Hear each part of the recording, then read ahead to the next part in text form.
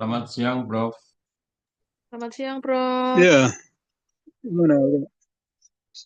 Saya dari mobil ini mungkin tidak begitu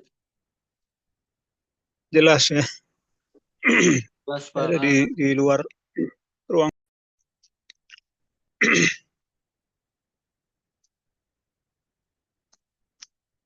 Bisa kita mulai, Pak Tuhu? Bisa, Prof. Saya share untuk screen-nya. Ya, saya mau izin ya. Jadi mungkin eh, apa, agak cepat nanti saya eh, menjelaskannya. Tapi kalau ada yang mau ditanyakan silakan.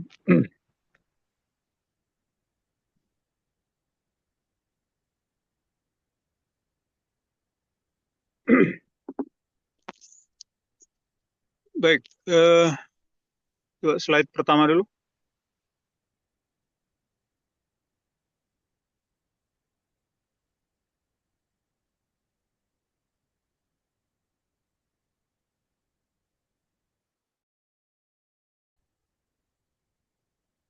Ya, baik. Eh, kita mulai ya. Assalamualaikum warahmatullahi wabarakatuh. Waalaikumsalam warahmatullahi wabarakatuh. Kedengaran jelas ya suara saya? Terdengar, Prof. Jelas, Prof. Ya, jadi kita minggu lalu sudah bicara tentang landasan teori, juga eh, kalau ada penelitian yang relevan itu sangat baik. Nah, itu dilanjutkan dengan kerangka berpikir yang saya sebut sebagai jembatan untuk hipotesis. Ya. Nah, hari ini kita bicara tentang hipotesis. Ya, disebut hipotesis karena ini kesimpulan, tapi sifatnya sementara. Tesis, ya, tapi masih sementara. Jadi eh, boleh dikatakan hipotesis ini sebagai puncak dari penulisan rencana, ya. Jadi sampai kepada hipotesis kita masih masih pada penyelesaian rencana proposal dalam arti hipotesis ke lapangan gitu. Ya, makanya saya kalau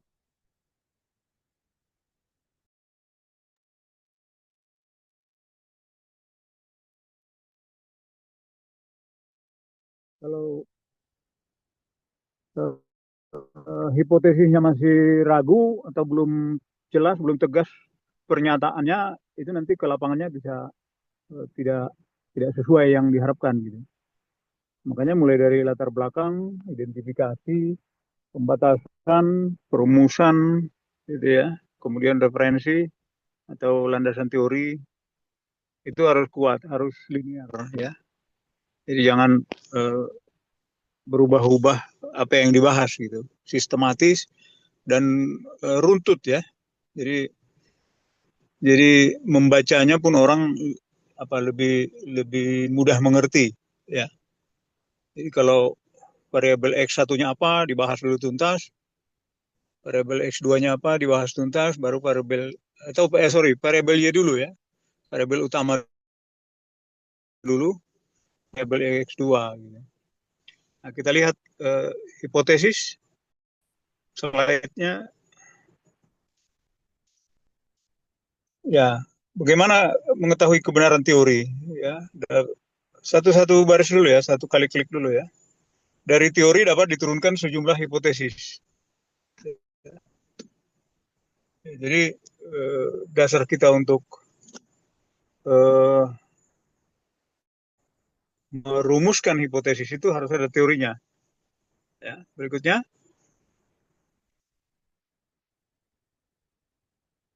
lanjut.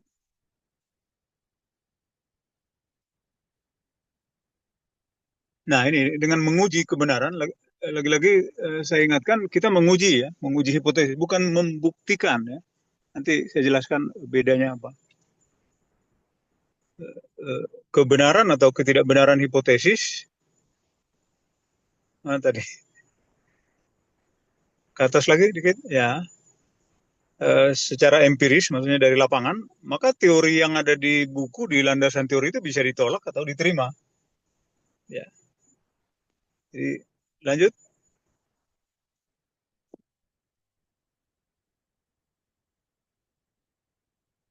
Hipotesis itu setiap pernyataan tentang suatu hal yang bersifat sementara yang belum dibuktikan kebenarannya secara empiris. Jadi kalau saudara menulis makalah, ya makalah misalnya di koran atau di mana itu sampai kepada hipotesis sudah selesai, penelitian harus ke lapangan secara empiris namanya kan. Jadi belum dibuktikan di lapangan itu sesuai tidak, gitu. Bahwa secara teoritis sudah logis. Gitu. Berikut, ya itu hipotesis itu pernyataan tentatif ya, tentatif itu sementara berupa dugaan ya atau terkaan tentang apa saja yang kita amati atau yang akan kita amati untuk memahaminya. Berikut.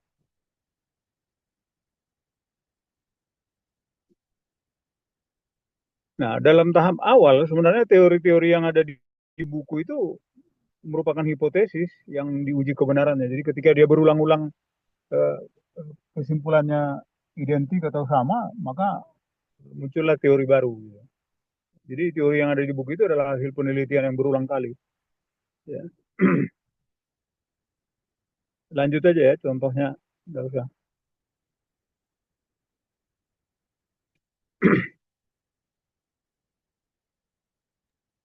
Lanjut.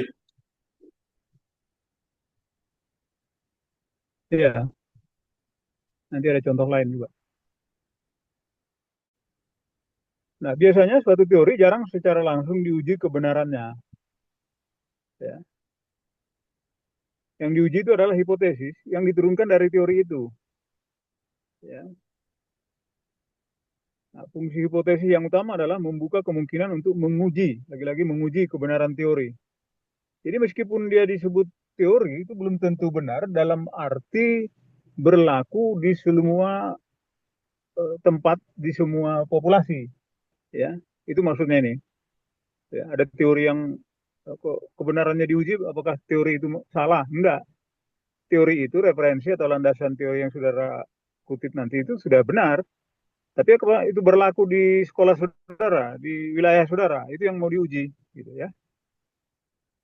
Lanjut,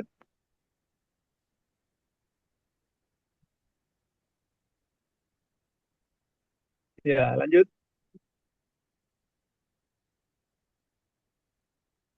Ya, hipotesis berfungsi untuk menguji kebenaran suatu teori seperti tadi, tapi juga memberikan ide untuk mengembangkan suatu teori baru, ya, atau memperluas pengetahuan mengenai gejala-gejala yang dipelajari. Jadi bisa bisa banyak hal yang bisa dikembangkan dari hipotesis ini. Berikut,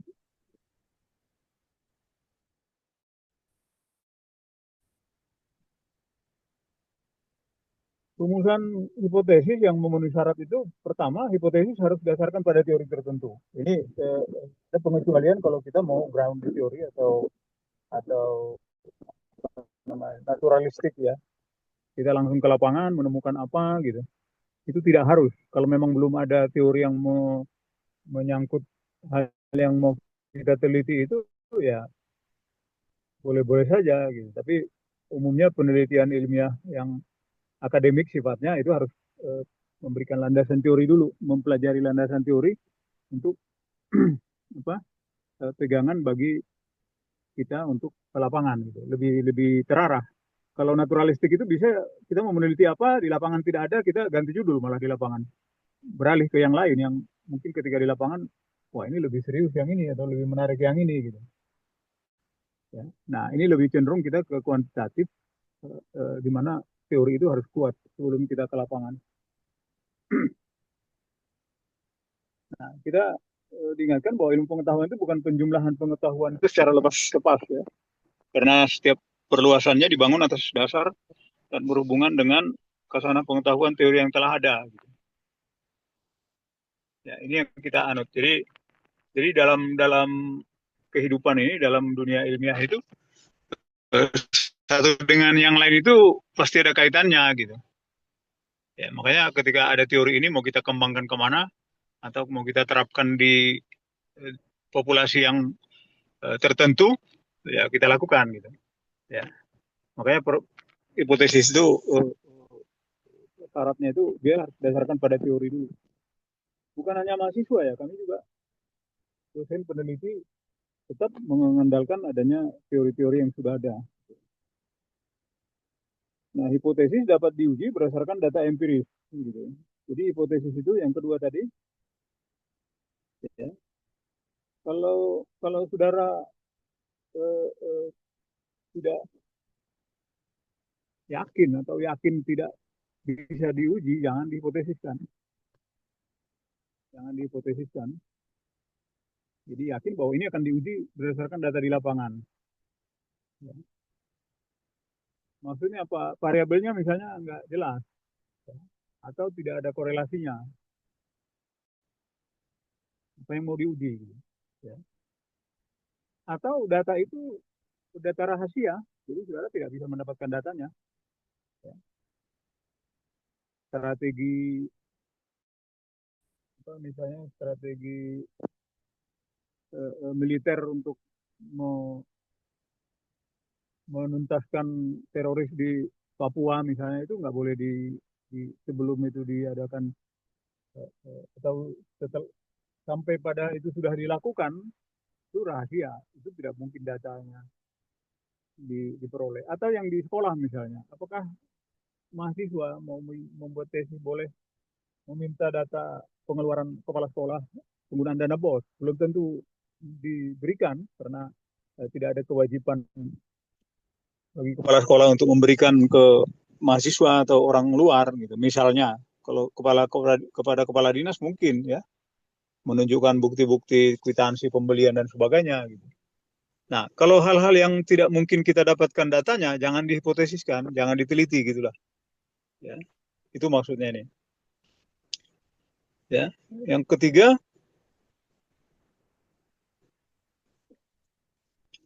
harus bersifat spesifik. Ya, jadi jangan membuat judul atau hipotesis nanti pengaruh metode belajar terhadap nilai siswa itu terlalu umum ya. Pengaruh metode belajar itu metode banyak. Pengaruh dari metode belajar yang mana gitu harus spesifik. Ya, metode belajar apa? Metode problem based learning misalnya. Nah itu jelas spesifik ya. Jadi saudara meneliti fokus tentang metode itu, tidak semua metode, tidak metode lain, tapi eksplisit menyebutkan metode apa. Itu maksudnya. Ya harus spesifik. Ada penjelasan lagi bahwa ya dapat diolah secara statistik, dapat digolongkan dalam kategori tertentu. Ya, misalnya apa lagi? Motivasi siswa, gitu. Motivasi itu harus jelas, motivasi berprestasi. Karena motivasi kan banyak, motivasi kerja, motivasi apa yang lain, misalnya gitu. Jadi harus spesifik ya. Jadi di judul itu harus spesifik atau di hipotesis apalagi. Dan juga dikaitkan dengan teknik penelitian yang ada. Penelitian. Ya. Berikutnya, nah, jenis-jenis hipotesis menurut tingkat abstraksinya, ya, ada kesamaan dalam dunia empiris. Misalnya karena jiwa kegotong royongan masih kuat di desa, maka kooperasi lebih berkembang di desa daripada di kota. Ya. Mana atau ada perbedaan misalnya. Orang Sumatera lebih banyak merantau daripada orang Jawa. Itu asumsinya barangkali eh, eh, bahwa di Sumatera itu lebih tandus misalnya kalau di Sumatera Utara bagian-bagian Tapanuli ya. Kalau mereka merantau ke Tanah Karo, Simalungun yang lebih subur sudah kesulitan mungkin dia merantau ke luar Sumatera, gitu. Misalnya begitu. Tapi bisa juga kalau kita lihat data orang dari Jawa yang banyak merantau ke seluruh Indonesia ya, sampai ke Papua sana. Nah, itu pertimbangannya apa? Mungkin karena kepadatan penduduk ya. Ya. Kalau di Papua itu kalau kita lihat ada yang jual makanan gitu, warung umumnya orang Jawa. Kalau ada yang tambal ban gitu, nah itu orang Batak gitu, orang Sumatera. Ya. Kalau ada yang jual-jual pinang pinggir jalan itu, ah itu orang Papua. Ya. Oke, jadi ada yang diperbandingkan. Yang berikutnya, nah hipotesis juga berkenaan dengan model ideal, ya, model ideal.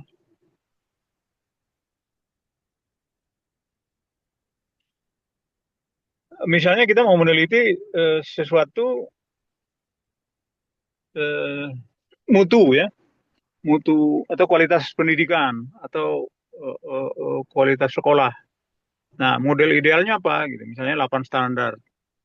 Jadi ada standarnya. Misalnya kita mau meneliti prestasi belajar, ya.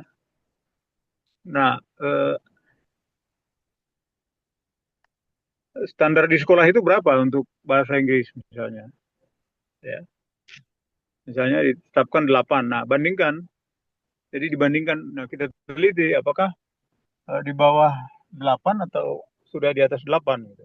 Jadi perbandingannya ke model ke standarnya gitu. Kemudian yang berikutnya mencari hubungan antara sejumlah variabel ya. Jadi minimal 2 lah kalau dicari hubungannya. Ya, jadi ada pengaruh satu dengan yang lain atau ada perubahan pada satu variabel akan mengubah variabel lain gitu. Ya. Berikutnya,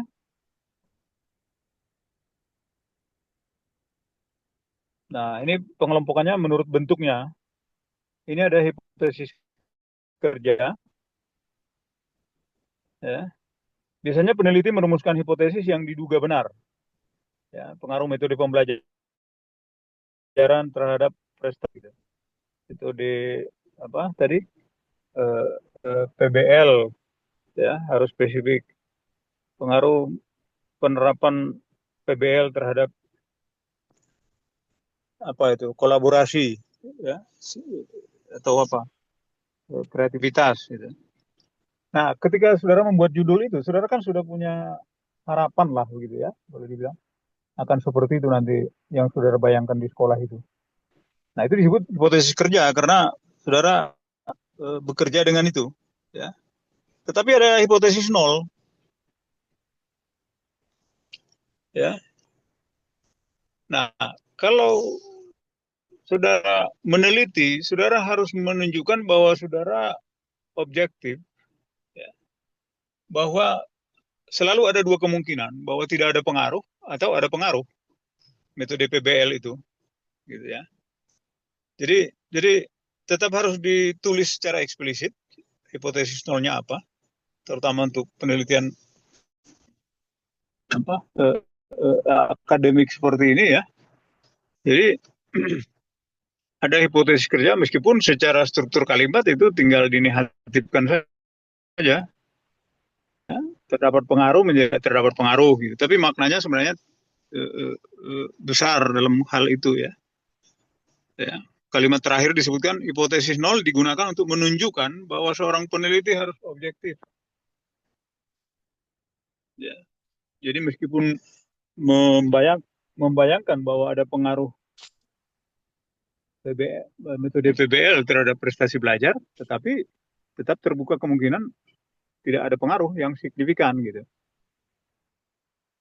Jadi dua dua bentuk hipotesis ini tetap dipasangkan.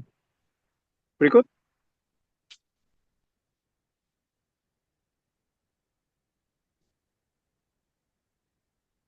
ya juga ada hipotesis statistik ya. Jadi rumus statistiknya seperti apa gitu. Ya, yang kuantitatif terutama.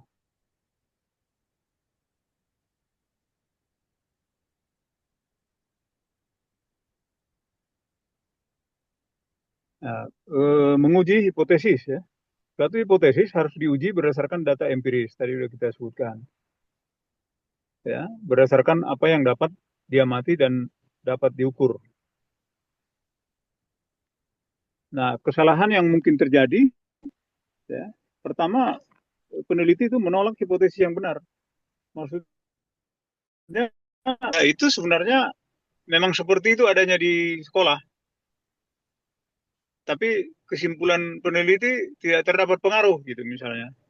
Nah, itu bisa terjadi. Atau sebaliknya, disimpulkan bahwa terdapat pengaruh padahal tidak ada pengaruh gitu. Nah, itu fatal itu. Ya. Nah, apa yang bisa dilakukan? Ya. Nah, kita harus meninjau secara kritis teori yang digunakan. Ya. Jangan jangan teorinya tidak sesuai. Ya. Teori tentang motivasi ternyata yang mau diteliti minat belajar gitu ya. Mungkin bakat gitu-gitu. Ya. Waktu itu saya menemukan ada proposal tesis, dia mau meneliti tentang apa itu pola kognitif seseorang gitu ya. Ya. Nah, padahal dia membahas di teorinya tentang gaya belajar. Ya, gaya belajar itu ada yang auditori, ada yang visual, ada yang kinestetik gitu ya. Itu berbeda. Ya. Kalau pola kognitif seseorang itu misalnya dia apakah dia apa eh, bukan introvert ekstrovert ya, apa namanya itu, eh, eh, eh, field dependent ya, field dependent dengan field independent. Jadi ada orang yang sangat terpengaruh dengan lingkungannya gitu ya. Jadi kalau lingkungannya ribut atau apa dia nggak bisa konsentrasi.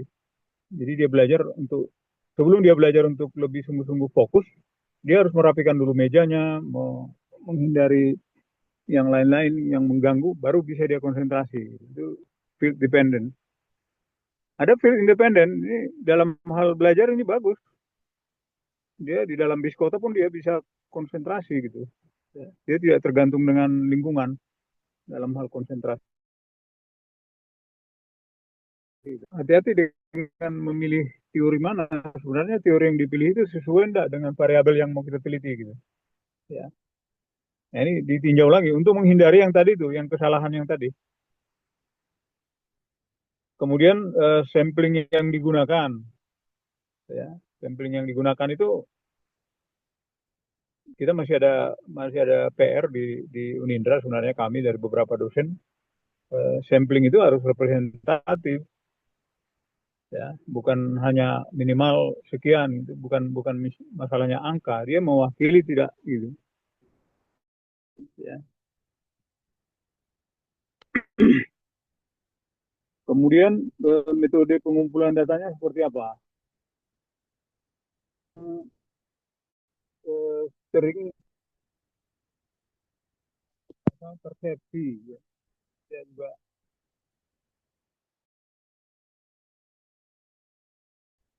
betul ya.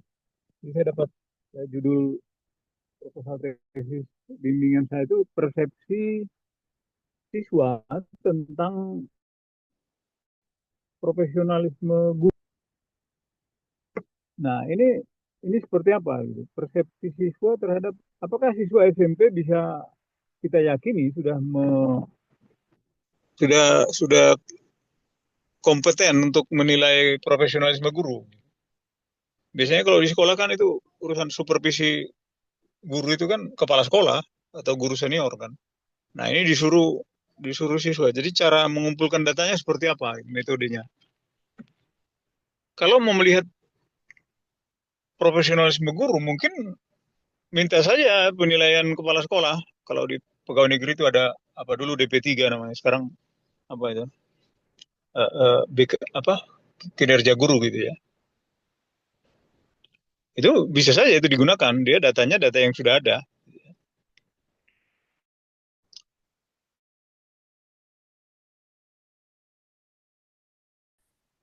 Tahu, jadi kurang kuat lah kalau ditanya persepsi guru, persepsi anak untuk menilai mutu guru gitu ya.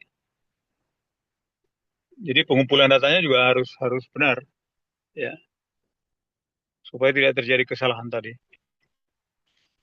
Kemudian instrumen yang digunakan ya.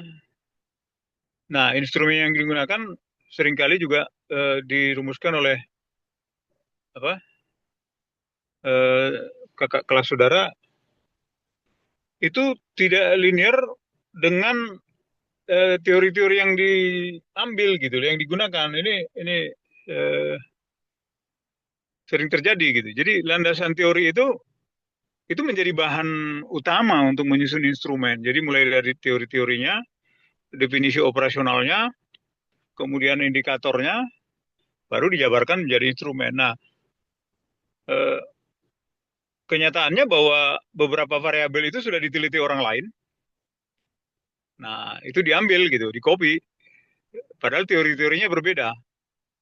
Nah, orang kalau sungguh-sungguh mencermati tulisan itu jadi janggal bahkan aneh kan.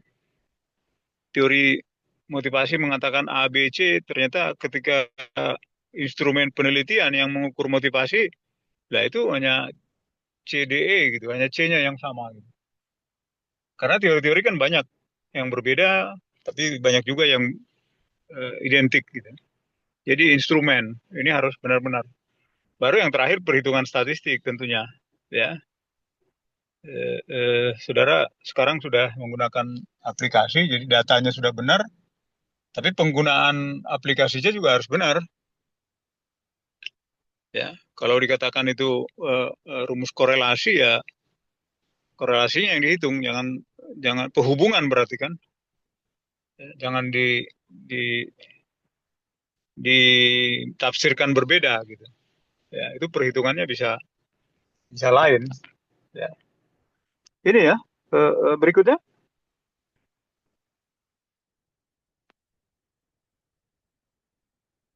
Keterlibatan sampel.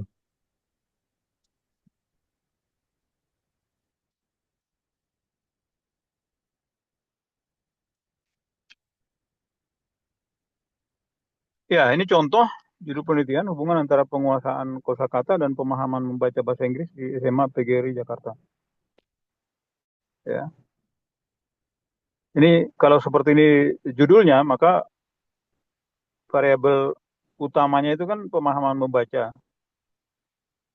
Ini X1 dan Y ini ya, X dan Y ya. Dua variabel ini, penguasaan kosakata. Hipotesisnya seperti apa?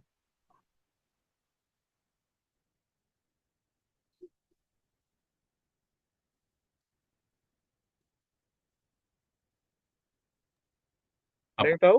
Apakah ada hubungan antara penguasaan kosakata dan pemahaman membaca bahasa Inggris siswa SMA PGRI 1 Ya, Jakarta? jadi ya kalau hipotesis kita sudah fix gitu ya, kalau di judulnya seperti itu meyakinkan teorinya, sebenarnya struktur kalimatnya itu sederhana saja ya. Apakah terdapat hubungan? Secara teori ada ya pengaruh penguasaan kosakata, pemahaman membaca, bagaimana dia membaca kalau kosakatanya sedikit, dia memahami tidak gitu ya. Seperti kita membaca bahasa asing itu kalau kebanyakan yang tidak kita mengerti ya kalimatnya pun kita tidak mengerti tentunya. Tetapi kenapa harus kita teliti gitu ya? Kenapa ada pertanyaan seperti itu gitu? Apakah terdapat hubungan? Nah, itu kita lakukan karena secara khusus terjadi tidak teori ini di SMA PGRI 1. Ya. Kemungkinan itu ada bahwa itu terjadi dan kemungkinan kedua ada tidak terjadi. Gitu. Makanya kita meneliti. Kalau sudah kemungkinannya hanya satu, kita tidak perlu meneliti. Itu sesuatu yang sudah pasti, nggak perlu diteliti lagi. Ya, makanya hipotesis berikutnya, ya, apakah ada atau apakah terdapat tadi yang satu ya. Ini rumusan masalah. Ya, ini rumusan masalah, sorry, rumusan masalah. Lanjutnya, hipotesis.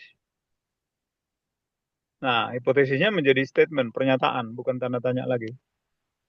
Terdapat hubungan, makanya disebut kesimpulan ya, kesimpulan sementara. Terdapat hubungan yang signifikan, yang bermakna maksudnya, antara penguasaan kosakata dan pemahaman membaca di SMA di PGRI, gitu ya. Baru kalimatnya dibuat kalimat negatif, tidak terdapat hubungan yang signifikan antara penguasaan dengan pemahaman membaca. Gitu. Berikut.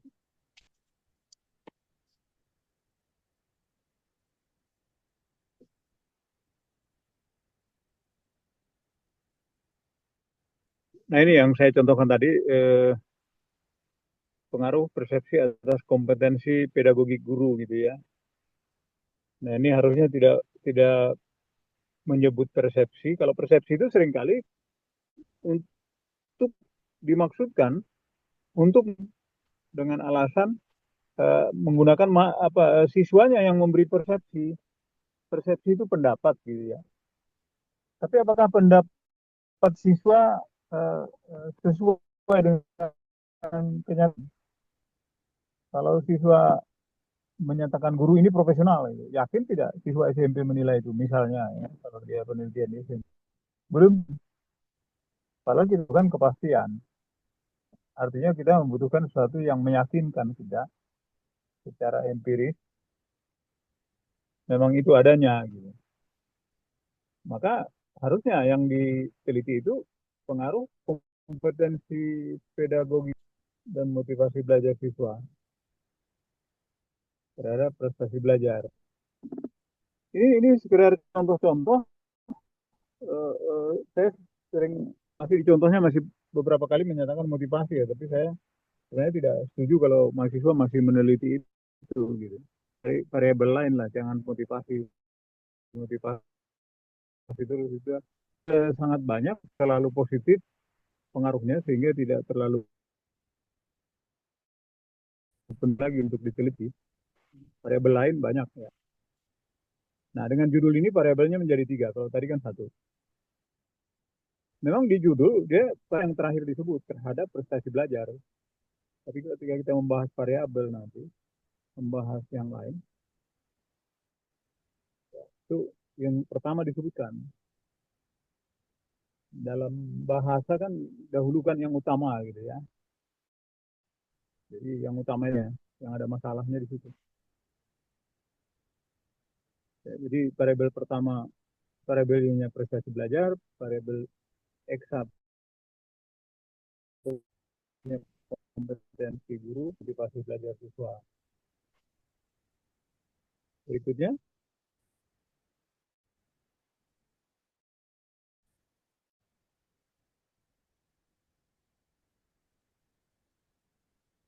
nah di sini polanya ini yang masih yang tadi saya sebutkan, ya, bukan tadi ya, minggu lalu mungkin sudah saya singgung. Ini contohnya masih kurang pas. Ini penggabungan ya, X1, X2 dan Y. Terdapat hubungan yang signifikan antara penguasaan kosakata dan pemahaman membaca. Sorry. Oh ini dua ya, dua, sorry, ini benar. Saya pikir yang satu lagi. Terdapat hubungan yang signifikan antara penguasaan kosakata. Ini contoh yang tadi ya. Yang pertama tadi. Yang dua variabel. Ini Iya. agak melompat. Ya.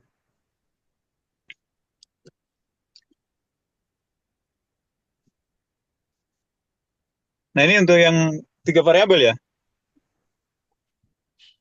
Hmm, Kompetensi dua. pedagogi guru, motivasi belajar, Oke. dan prestasi belajar. Ya, Gitu ya. tiga, iya. Ya, jadi hipotesis pertama ini X1 dan Y. Ya, terdapat pengaruh kompetensi pedagogi guru terhadap prestasi belajar bahasa Inggris. Ya. Yang kedua adalah X2 dan Y. terdapat pengaruh motivasi belajar terhadap prestasi belajar bahasa Inggris. Yang ketiga, kombinasinya ya secara bersama-sama terdapat pengaruh antara kompetensi pedagogi guru dan motivasi belajar siswa terhadap prestasi belajar gitu. Nah, ini yang urutan yang logis sebenarnya seperti ini. Meskipun beberapa ada yang membuat gabungan dulu baru masing-masing, itu sebenarnya tidak logis ya. Terus terang itu pertama bahwa apa eh, eh, teori kita selalu menghubungkan dua variabel kan. Ketika kita membaca buku teori apa gitu, kompetensi pedagogik eh, eh, itu bukunya di buku-buku pendidikan kan, apa manajemen atau SDM tentang kompetensi SDM. Kemudian ketika kita mencari buku motivasi belajar itu kan buku-buku psikologi misalnya. Ya, jadi tidak dalam satu referensi dia X1 dan X2 ini. Makanya dibuat dulu masing-masing, baru kombinasi atau gabungan X1 X2 terhadap Y gitu loh. Ya. Jadi satu dan dua ini pun sudah cukup sebenarnya. Hanya saja seringkali dilanjutkan karena sudah ada datanya dan ada statistik yang bisa mengukur gabungan X1 X2 terhadap Y, maka dilakukan gitu. Ya. Berikut masih ada?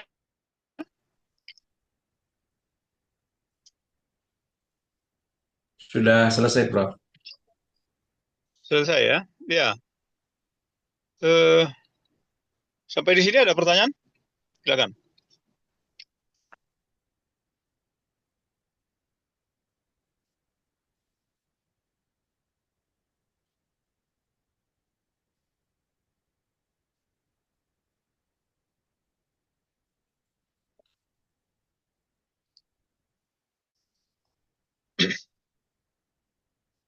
Saya berharap seperti yang kita bicarakan atau saya sampaikan di awal-awal, saudara sudah mulai memikirkan judul sehingga kalau judulnya begini, hipotesisnya kira-kira seperti ini kah, gitu, misalnya gitu. Jadi lebih lebih langsung diterapkan gitu. Meskipun itu masih calon lah, calon judul gitu ya, kita katakan begitu. Karena yang tahu masalah di tempat saudara itu kan saudara sendiri. Tadi contoh-contoh tadi saya tidak tahu dari mana dulu itu saya buat. Ini sekarang ini pakai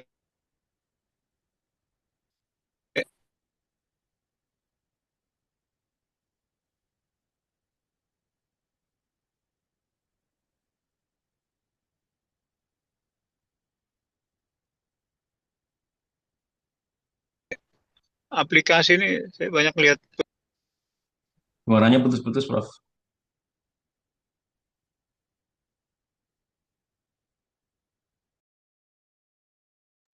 Udah keluar kayaknya dia.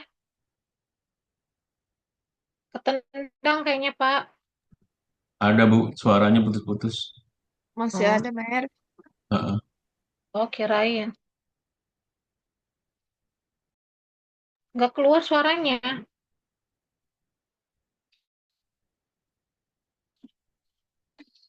Masih ada. Suaranya Masih. putus-putus. Jaringannya, Kan teman. ya? Suaranya putus-putus, Pak. Ya, ini sekarang udah kedengeran ya? sudah Pak jelas. Udah. Sudah. Ya, silakan ada yang mau disampaikan?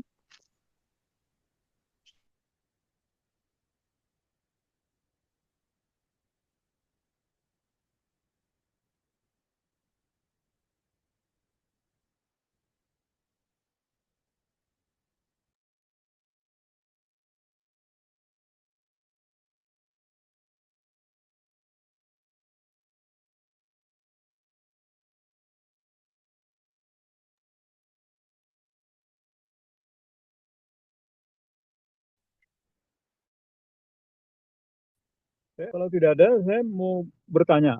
Ya. Tadi kita bicara tentang hipotesis kerja dan hipotesis nol.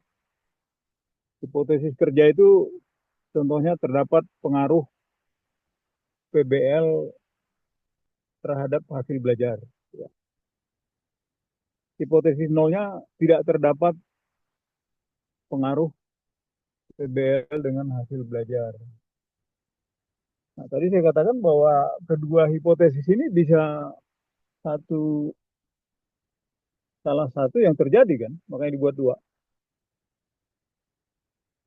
Biasanya memang eh, hasil penelitian menyatakan bahwa hipotesis kerja yang terjadi terdapat pengaruh PBL terhadap hasil belajar.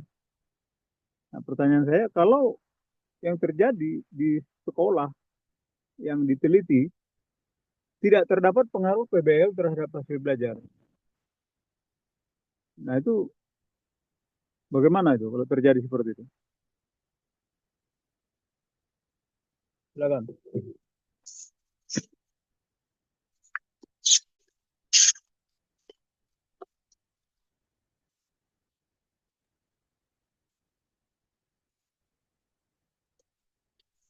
Izin Prof untuk menjawab. Tadi dari Iya, yang dijelaskan tadi kan ada dua, jadi bisa diterima dan tidak bisa diterima.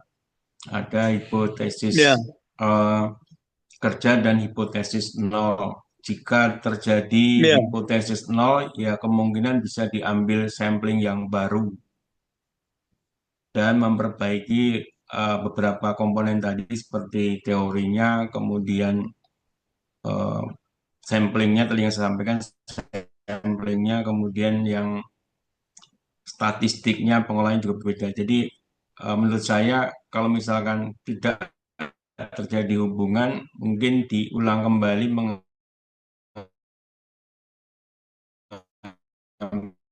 sampling yang baru atau perbaikan seperti tadi.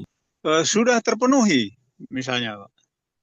Jadi samplingnya sudah benar,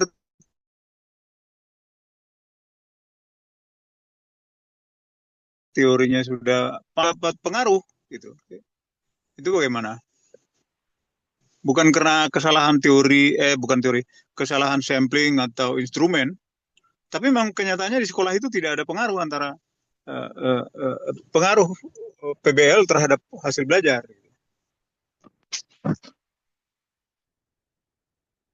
Ini eh, eh, setelah itu gitu, lain daripada itu. Yang lain sudah dipastikan sesuai, tapi tetap hasilnya tidak signifikan pengaruhnya gitu.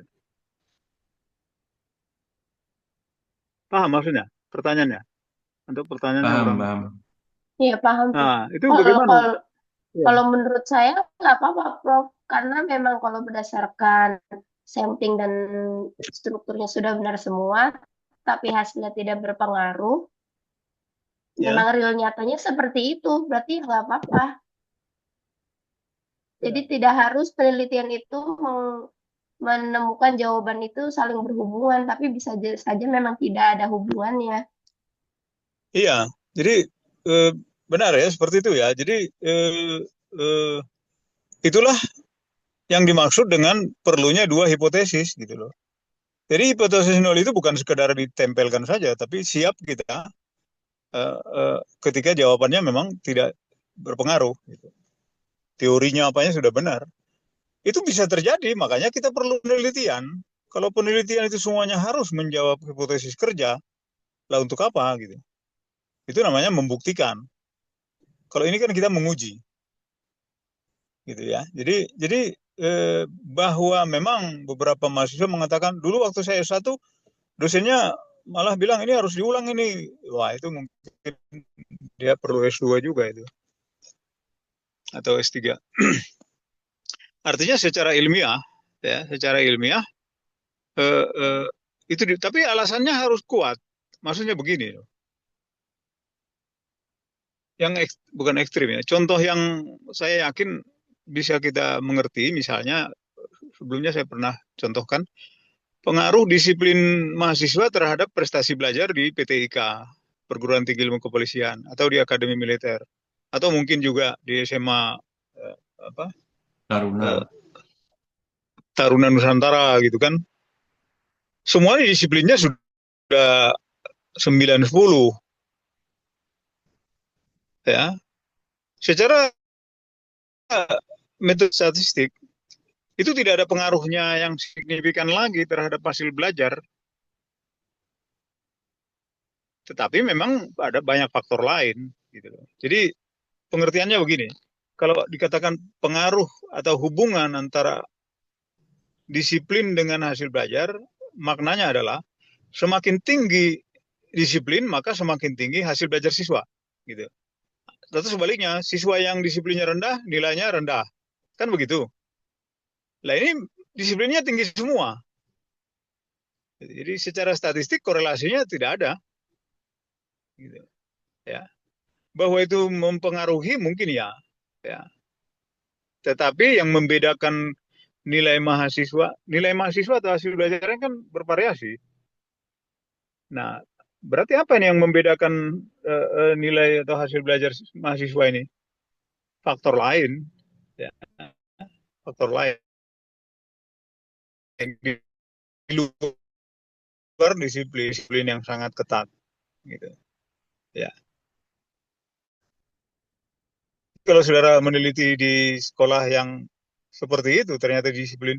Artinya begini loh, saudara meneliti di satu sekolah, saudara tidak tahu karena tidak seperti PTIK atau Akademi Militer itu, saudara meneliti kedisiplinan gitu ya, meneliti hasil belajar. Ternyata nilai kedisiplinan mereka tinggi semua. Gitu. Kalau tadi kan PTK atau apa, SMA Taruna kita udah tahu lah. Kita belum tahu. Nah, kita meneliti tentang kedisiplinan. Ketika dibagikan kuesioner atau penilaian, pengamatan atau apapun itu instrumennya nanti, ternyata tinggi semua di sekolah itu. Ya. Nah, ketika tinggi semua, hasil belajarnya bervariasi, ya, ada yang rendah, ada yang tinggi, berarti secara statistik nanti dihitung itu tidak ada korelasinya, tidak ada pengaruhnya. Karena makna dari ada korelasi itu, makin tinggi X1, makin tinggi Y. Makin tinggi X2, makin tinggi Y. Gitu. Atau sebaliknya, makin rendah. Gitu. Ya. Jadi kalau seperti itu kenyataannya, ya sudah, jelaskan. Ya. Nah, bagaimana menjelaskannya? Nanti dia yang sebenarnya saya menunggu ya, ada yang seperti ini karena menarik gitu loh. Tidak seragam tesis kita atau penelitian kita itu semua. Di hipotesis kerja kita mengatakan bahwa kedisiplinan itu mempengaruhi hasil belajar. Tetapi coba ingat ketika kita menulis latar belakang, ya, ketika saya kasih gambar yang kotak-kotak itu kan banyak faktor yang terkaitan dengan hasil belajar. Salah satunya kedisiplinan. Misalnya begitu ya. Maka di bab 4 nanti tidak mempengaruhi secara signifikan. Maka saudara di dalam untuk tentukan atau menghasilkan hasil belajar yang tinggi tidak hanya oleh disiplin. Nanti saudara buka lagi di latar belakang, ada faktor lain, faktor ini, faktor ini, faktor ini, gitu. Nah ini terbuka kesempatan untuk peneliti selanjutnya, atau saudara akan melanjutkan penelitian lain ya, bukan tesis lagi, tapi mungkin disertasi misalnya begitu, meneliti tentang ini, tentang faktor lain itu di sekolah itu, karena kalau di sekolah itu disiplin tidak berpengaruh. Terus apa dong gitu kan, penasaran lagi kan ini peneliti. Ya. Nah itu ya, tidak menutup kemungkinan ada juga dosen yang masih beranggapan bahwa wah ini berarti teorimu kurang gitu. Tanpa melihat bahwa teorinya sudah cukup. Tanpa melihat bahwa sampelnya sudah sesuai. Bahwa tanpa melihat instrumennya sudah valid, reliable gitu. Nah, kalau semua yang sudah oke ya, yang tadi itu harusnya penelitian ini sudah selesai. satu dua orang gitu yang menganggap wah ini berarti salah gitu. Enggak. Ya, kalau seragam penelitian lagi kan sebenarnya. Begitu.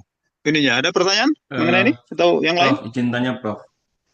Ini kaitannya dengan Ya, pembatasan dengan kekhususan itu maknanya itu sama atau berbeda? Artinya pembatasan itu pembatasan pembatasan penelitian atau tadi kan kalau kekhususan itu hanya di suatu sekolah. Nah, kalau yang tadi ya. disebutkan tadi pembatasan pembatasan itu di materi atau bagaimana gitu, Pak? Oh, Kan dalam mungkin penelitian ada maksudnya pembatasan pembatasan juga. masalah. Pembatasan masalah maksudnya. Oh, pembatasan masalah betul yang saya maksud itu. Iya, di bab berapa? Di bab 1 kan? Mm-mm. Iya. Iya, jadi gini, ini juga ada yang meluas dia. Sebenarnya nggak begitu ya. Bagus nih pertanyaannya. Eh, pertama kan latar belakang ya. Kita mengulang-ulang nggak apa-apa supaya lebih utuh karena ini penelitian saling terkait. Bab 1, 2, 3, 4, 5 itu harus saling terkait. Ketika kita melihat latar belakang keadaan, kita menemukan ada masalah di apa misalnya, Pak? Kasih saya satu masalah apa? Untuk masalah tadi yang Yang Bapak dijelaskan, temukan masalah apa? Ya? masalah yang tadi yang dicontohkan tadi aja, Bro. Yang penguasaan kosakata dengan pemahaman bacaan itu. Oh, pemahaman bacaan misalnya ya. Permasalahan utamanya kan pemahaman bacaan. Benar ya? Benar. Benar, ya. Nah, ketika baca judul seperti itu sebenarnya udah dibatasi bahwa yang diduga mempunyai pengaruh terhadap pemahaman bacaan itu adalah penguasaan kosakata kan gitu. Itu sudah melewati identitas. Ketika kita mengidentifikasi masalah yang terkait dengan pemahaman bacaan, ada 9 misalnya penguasaan kosakata. Ya, salah duanya, maksudnya yang kedua gitu ya. Yang kedua misalnya eh, eh, apa eh, eh, eh, penggunaan bahasa sehari-hari lah. Ya, kalau di rumah mereka bahasa Sunda terus ya susah dia berkembang. Misalnya, ya, saya menemukan anak TK seperti itu di sekolah saya dulu. Ya, nah atau apa saja yang terkait lagi, misalnya metode pembelajaran guru, apalagi media yang digunakan guru. Kan ada banyak tuh yang Iya, kotak-kotak saya buat iya. dulu, yang gambar itu masih ada ya? Masih, masih. Ya. Nah, itu kan semuanya masalah itu. Hmm. Maksudnya bukan masalah, itu kan variabel semua itu bisa dirumuskan dalam banyak identifikasi masalah. Terdapat pengaruh satu, terdapat pengaruh metode pembelajaran dengan pemahaman bacaan. Terdapat pengaruh jumlah buku di perpustakaan dengan pemahaman bacaan. Terdapat pengaruh banyaknya baca dengan pemahaman bacaan. Itu kan banyak kan? Identifikasi masalah itu semuanya bermuara kepada pemahaman bacaan. Ya,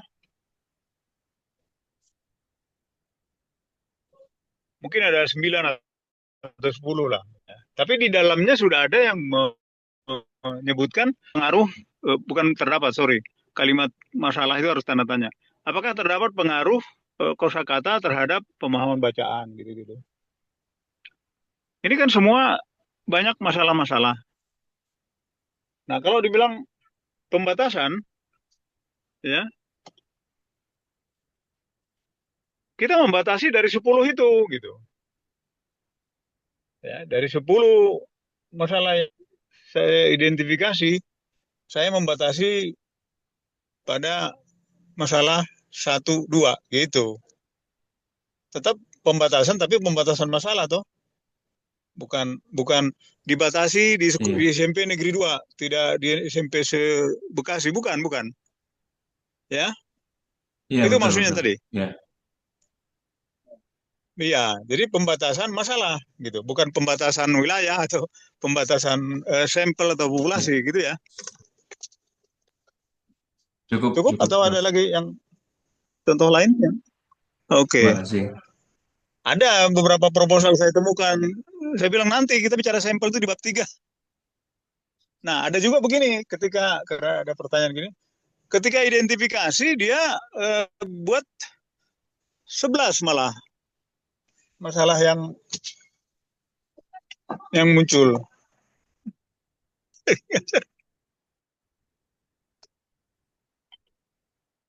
Dia bikin identifikasi masalah yang ditemukan 11. Ya, bayangkan itu ya, yang kalimat-kalimat tadi. Apakah terdapat A, pengaruh A terhadap B, pengaruh X1 B, pengaruh X2 terhadap Y, sampai 11 itu. Tapi dia di pembatasan masalah, dia merumuskan masalah yang tidak ada di identifikasi masalah. Paham maksudnya? Paham, paham. Dan dari Nah, 11 saya tadi. contohkan begini, ya. Saya contohkan begini, mungkin contohnya agak ini. Itu bagaikan saudara pergi ke pasar, saudara melihat-lihat ada 10 macam buah-buahan, ya. Saudara lihat ini harganya berapa, ini apa-apa. Tapi akhirnya saudara membeli 3 jenis sayur gitu loh. Kita kan kalau melihat ada 10 macam buah, saya beli 3 sajalah. Nanas, pepaya, jeruk gitu kan. Ini sudah diidentifikasi ada 10, udah diamati, udah dirumuskan dalam kalimat, tapi yang di dalam pembatasan itu malah lain gitu. Wah, itu salah itu bagaikan itu tuh mau belanja buah tapi pulangnya bawa Kebun sayur. sayur. Ya, itu saya buat bercanda tapi supaya lebih kontras gitu contohnya itu. Gitu ya. Ya, Ada lagi?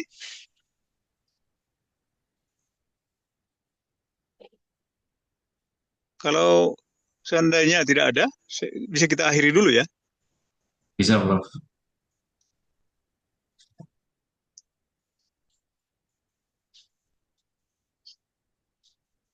Oke, kita akhiri untuk hari ini ya. Saya apa?